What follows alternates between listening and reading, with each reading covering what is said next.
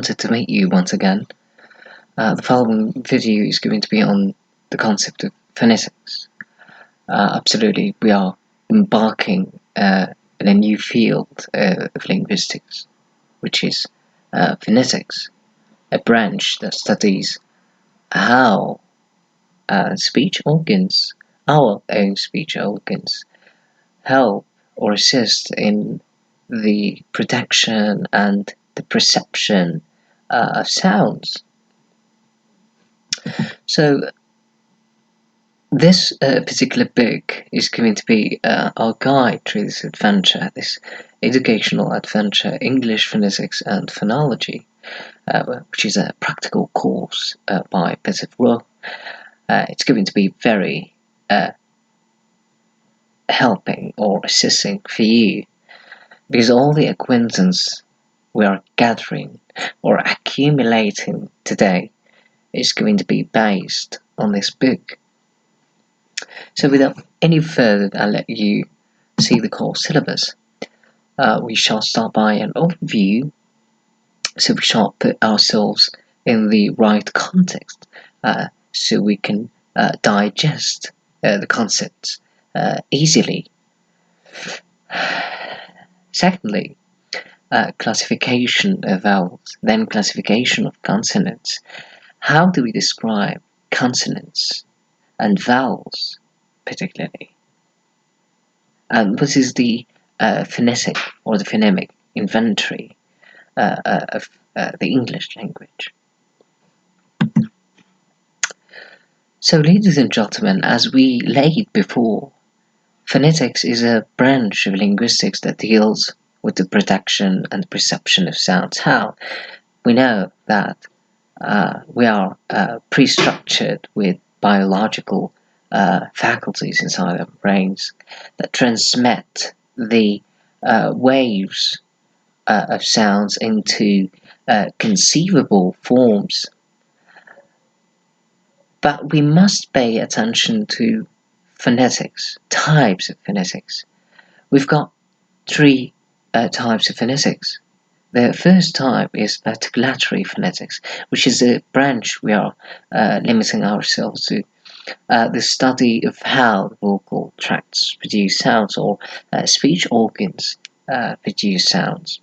Then the second branch is acoustic phonetic, the study of physical properties of sounds. So the waves of sounds. So we are describing the waves of a sound. If there is a vibration, the nature of waves, is it a proportional, in a proportional state, or in up-down process?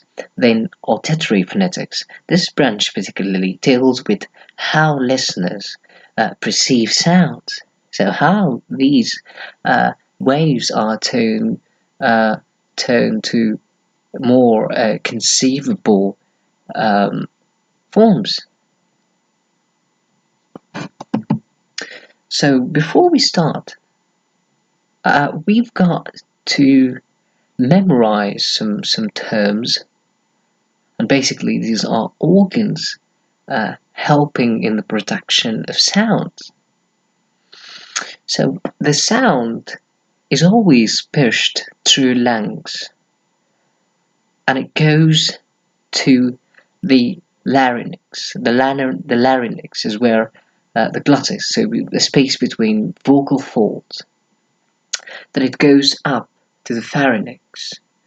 In the pharynx, sounds here is going to be divided to two directions. The first direction is an airstream going through the oral cavity. How? By that, so the uvula here, ladies and gentlemen, as you see, the uvula here gets up and blocks this channel which leads to the nasal cavity. So the airstream is going freely in the oral cavity. In the oral cavity. If the uvula is lowered down, then it blocks the oral cavity. It blocks the airstream from moving down to the oral cavity, and it goes to the nasal cavity. Here, all the sounds produced here are called nasals, while here it depends on the place or the organ helping in that production of that particular sound. So these are terms you should memorize, from lips, bilabials, dentals, interdentals, alveolar, alveopalatal, and liquids and glides. So these are terms you've got to memorize it, and it's the only way, and absolutely by rehearsal, it's going to be much easier. So, as I mentioned, the production of any speech sound involves the movement of air. So the airstream is quite vital. It's the essence of the production of sounds. So air is pushed through the lungs, larynx, and vocal tracts, oral, nasal cavity. So in vocal tracts, we shall distinguish between the oral cavity and the nasal cavity. So the sound produced by using airstream from lungs, called pulmonic. If the air is pushed out, so it's pushed out, the sound is called aggressive. But if it's sucked in, then we say it's ingressive. The phonetic chart. So we've got 44 sounds or phones, divided to two main categories, consonants and vowels. So we've got 24 consonants and 22 vowels. The 22 vowels are subdivided to two main categories, 12 or 11 monophthongs and 8 diphthongs. Please do remember that there is a huge difference between the sounds and the letters. The alphabet letters are something else. Now we're talking about, as you can see here, each letter has a different symbol. So we are dealing with sounds generally, not letters. Moving forward, in the classification of vowels, all vowels could be described in terms of the following things: tongue placement and height, and lip rounding, tenseness. We say if the sound is rounded or unrounded, if the sound is tense or lax, etc. The Vowel chart shall explain things in more detailed way.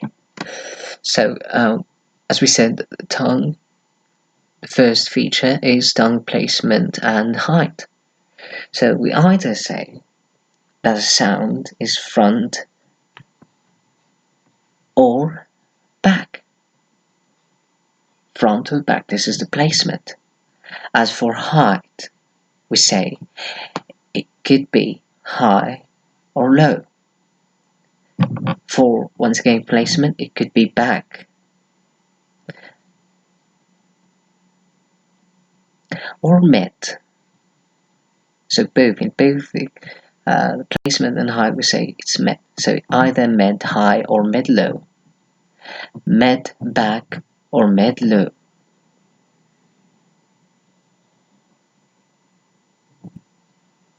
Etc. So this chart here represents the tongue, our tongues, and these sounds are the most vowels we have. So this is the E, this is the tensed E, this is U, oo, and this is the most tensed oo.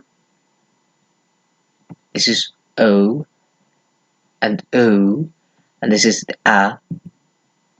Here is the schwa sound. So, moving to the lip rounding. All the sounds occurring at the back of our tongues are rounded. As for the rest, they are unrounded. How to feel roundness in your shape? When you start having this narrow shape in your lips, then that sound is rounded, as in cook or cure. You can see that the shape of your mouth or of your lips is on process of shaping a circle, a narrow circle. Then tenseness. So those in red are tense vowels. So the A, the O, and the A.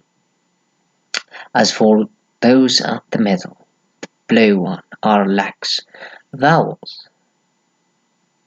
So the O and the E, the tensed E, the A, or the U. So, moving to consonants. The consonant classification is quite different. So we describe or classify consonants in terms of place and manner articulation. Then voicing. Place of articulation. So we shall start by the place of articulation. The first thing is bilabial. So we are going to start from the front organs and going backward inside the oral cavity. Bilabials, which is lips together. So we are using both lips in producing the following sounds: p, b, m, and w. Labidental or labidental. So lowering, so the lower lip against the front teeth. So we produce f and f. You can try it. Interdental. So the tongue is placed between teeth, and we have the following sounds: th, as in thief, and de, as in des. Alveolar. So tongue near alveolar ridge on roof of the mouth. So the roof of the mouth. Tongue near the alveolar ridge. Pay attention to to your tongue while pronouncing the following sounds: d, t, z, z. So you feel that your tongue is quite placed behind your teeth. Palatal. So tongue on the hard palate, so the roof of your tongue. So the tongue is on the hard palate. Yeah. So the middle of your tongue is placed on the hard palate, so the roof of your mouth, and try to pronounce yeah. Then the alveopalatal, the tip of the tongue placed behind the teeth. This will allow you to pronounce the following sounds: sh, j, ch, and j. Then vela,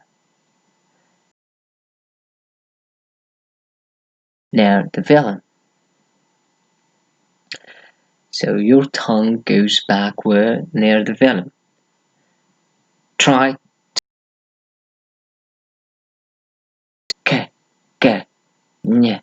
So it's the back of your tongue reaches a soft, the back of the roof of your mouth. There is a soft place. It's where these sounds are produced. Then the glottal. space between vocal folds, and we've got two main sounds, h and a. It's in the vocal folds. These two sounds are produced at the same time, and both of them are stops. Then moving to the manner of articulation. Manner of articulation, we shall mention the stop, obstruction of Airstream completely.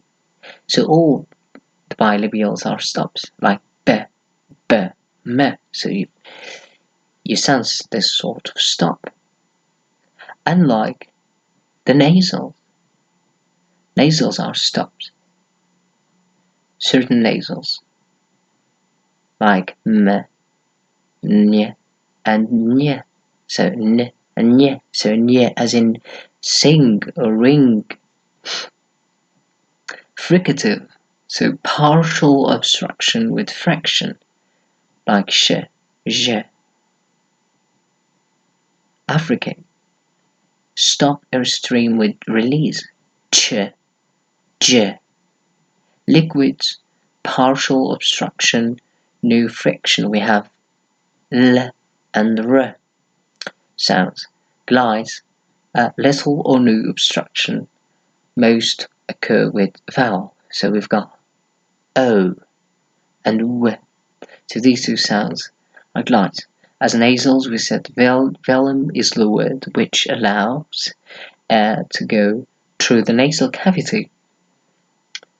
And the sounds produced here are m, n, and nya. The following chart, ladies and gentlemen, is more conceivable.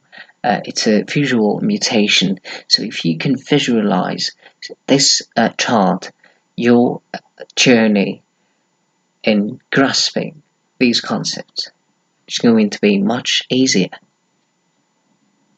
So as you can see, the manner of articulation, roof here, and the place of articulation, and yeah, sounds here.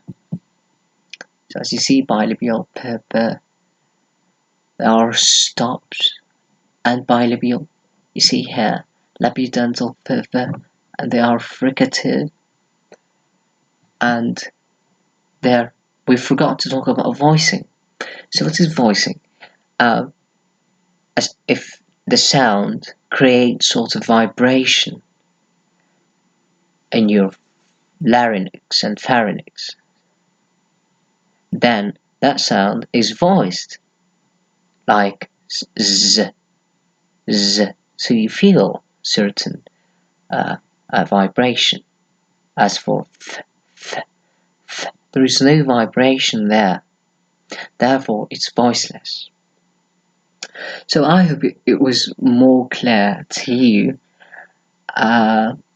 If you find my content is useful, very assisting, don't forget to hit the subscribe buzzer. That would be more grateful.